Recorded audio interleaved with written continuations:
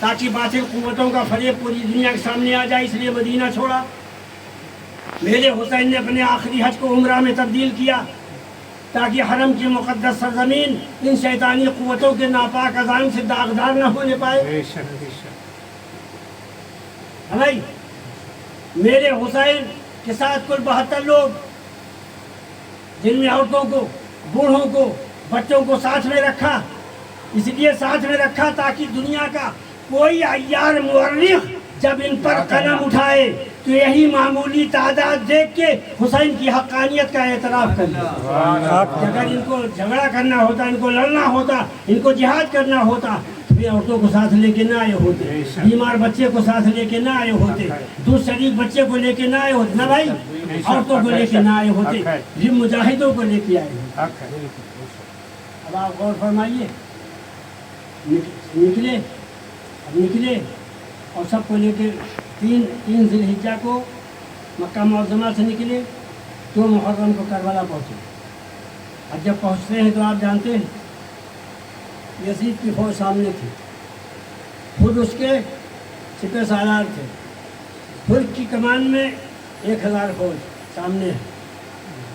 سالے کے سالے یزیدی آگے حر کے ساتھ کہ آپ حضور ہم لوگ پیاسے ہیں، پانی پلا دیجیے، پانی پلا دیجیے۔ کس سے؟ امام علی مقام سے۔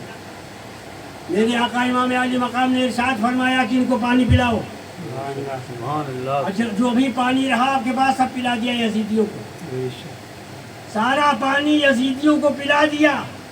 آپ سوچئے، ان کے جانوروں کو پلا دیا، ان کو پلا دیا، اور سب کے سب پانی پی لیے۔ میرے حسین نے یزیدیوں کو پانی پلا کر دنیا کو مزاج دیا کہ حسینیت ظلم و بربریت کا نام نہیں ہے، انسانی رشتوں کی عظمت کے تحفظ کا نام حسینیت ہے، انسانیت کی بقا کا نام حسینیت ہے۔ میرے بھائیوں، میرے حسین نے جو پیغام دیا ہے، دنیا کا کوئی بھی بچہ، کوئی بھی مجاہد اس طرح تاریخ نہیں پیش کر سکتا ہے۔ میرے بھائیوں، کربلا کی تاریخ، دنیا ہر تاریخ کو فراموش کر سکتی ہے مگر کربلا کی تاریخ کبھی نہیں ہوتی۔ اور یہ آپ سمجھ لیجئے، میرے حسین کا احسان سب پر ہے، پوری امت رسول پر، پوری امت رسول پر۔ یا جو یزیدی پیدا ہو رہے ہیں، جو یزید کے نمخوار پیدا ہو رہے ہیں، یہ یزید کے نمخوار جو گاؤں گاؤں گھوم کے بتا رہے ہیں وہ امیر المومنین تھا، وہ مسلمانوں کا خلیفہ تھا، وہ مسلمانوں کا رہنما تھا، نوائی اسلام کا مجاہد تھا۔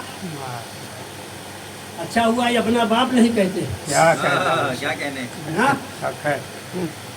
ورنہ سب مان رہے خالی باپ ہے، اور اس کے نام سے اتنی نفرت ہے ان یزیدیوں کو بھی کہ ان کے گھر بچہ پیدا ہوتا تو آج تک کسی بچے کے نام یزید نہیں رکھا۔ بولو رکھا ہے؟ اتنا ہی محترم نام ہوتا تو ان کے گھر میں سب یزیدے ہوتے۔ تو میرے حسین نہ فوج کے محتاج ہیں، نہ کیا کہتے ہیں کمان کے محتاج ہیں، نہ وہ لشکر کے محتاج ہیں، کسی کے محتاج نہیں ہیں۔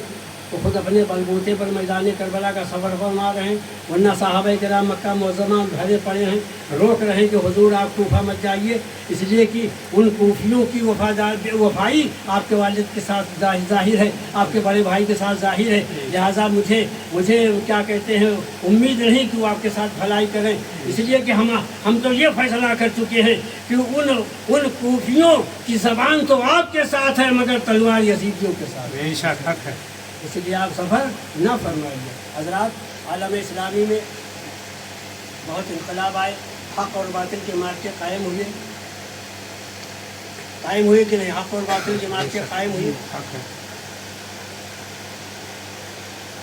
اور ارباب اقتدار کی بے راہ رویوں نے دین میں رکھنے پیدا کیے۔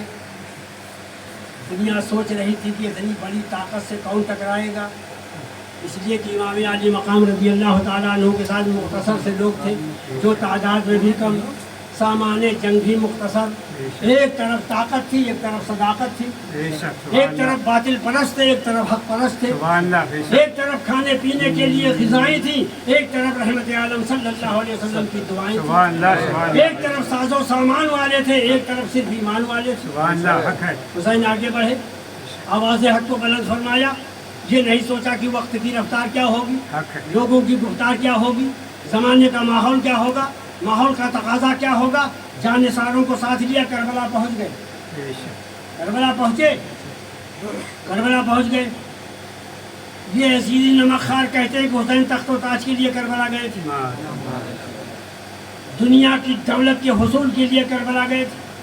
میں کہتا ہوں ان نادانوں کو معلوم ہونا چاہیے کہ تخت خلافت تو حسین کا اپنا ذاتی حق تھا، سبحان اللہ اس لیے کہ وہی اس منصب جلیلہ کے سب سے زیادہ مستحق تھے۔ بے شک بے شک बेशक حسین ایسے باپ کے بیٹے تھے جن کے والد گرامی سلطنت اسلامیہ کے حکمراں رہ چکے تھے۔ بے شک اگر آپ بتاؤ کیا حسین نے علی کے دور اقتدار میں کچھ سونا چاندی اکٹھا کیا؟ جی نہیں بولو، حسین نے علی کے دور اقتدار میں کچھ ہیرے جواہرات اکٹھا کیے، کچھ زمین و جائیداد خریدی، کچھ بھائی بہن کے لیے بنگلے تعمیر کروائے، کچھ مصر و شام یمن اور بصرہ میں کچھ بینک بیلنس تھا؟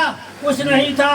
حسین کے پاس بھی جو کچھ تھا وہ حسین کا نہیں تھا، سب خدا کا تھا۔ سبحان اللہ بے شک حق ہے اسی لیے دیکھا یہ گیا، راوی بیان کرتے ہیں کہ صبح سے شام تک جو کچھ بھی حسین کی بارگاہ میں آتا تھا وہ غریبوں میں بانٹ دیا جاتا، سبحان اللہ سبحان اللہ محتاجوں کو دے دیا جاتا، حق ہے ناداروں میں تقسیم کر دیا جاتا۔ تو حسین کربلا گئے تخت و تاج کے لیے نہیں گئے، حکومت و اقتدار کے لیے نہیں گئے، حکومت و اقتدار کے لیے نہیں گئے، امت کی حفاظت کے لیے سبحان اللہ گئے، سبحان اللہ ملت کی تطہیر کے لیے حق گئے، ہے۔ شریعت کے تحفظ کے لیے گئے، پانی بند کیا گیا، وفاداروں کی گردنیں کاٹی گئیں، بے گناہوں کا خون بہایا گیا، بے گناہوں کا خون بہایا گیا، صرف اس لیے کہ شاید حسین اب جھک جائیں، شاید حسین اب جھک جائیں۔ اب حسین کا جواب سن لو، حسینیوں، حسین کا جواب سنو۔ میرے حسین جواب دیتے ہیں، اے عزیزیوں کان کھول کر سن لو، پہاڑ اپنی جگہ سے ٹل سکتے ہیں، سبحان اللہ دریاؤں کے رخ بدل سکتے ہیں، کیا بات چمکتے ہوئے ستارے چمک کر بجھ سکتے ہیں، حق ہے چاند و سورج اپنے اپنے طلوع اور غروب کے مقام کو بدل سکتے ہیں، مگر رسول کا قانون نہ بدلا ہے نہ بدلا جا سکتا ہے، رسول کی شریعت نہ بدلی ہے نہ بدلی جا سکتی ہے، حسین کا سر نہ جھکا ہے نہ جھکایا۔ سبحان اللہ حق ہے بے شک حسین کل بھی بلند تھے، آج بھی بلند ہے۔ حق ہے پروردگار ہمارے جن بچوں نے، بڑے بوڑھوں نے مل کر یہ مجلس امام علی مقام شہدائے کربلا سجائے ہیں، رچائے ہیں، بسائے ہیں اور لوگوں کو سنوا رہے ہیں۔ اللہ تعالیٰ سب کے دین و ایمان میں خیر و برکت عطا فرمائے، سب کو حسینی مجاہد بنائے اور آمین۔ حسینی فیضان سے سب کو مالا مال۔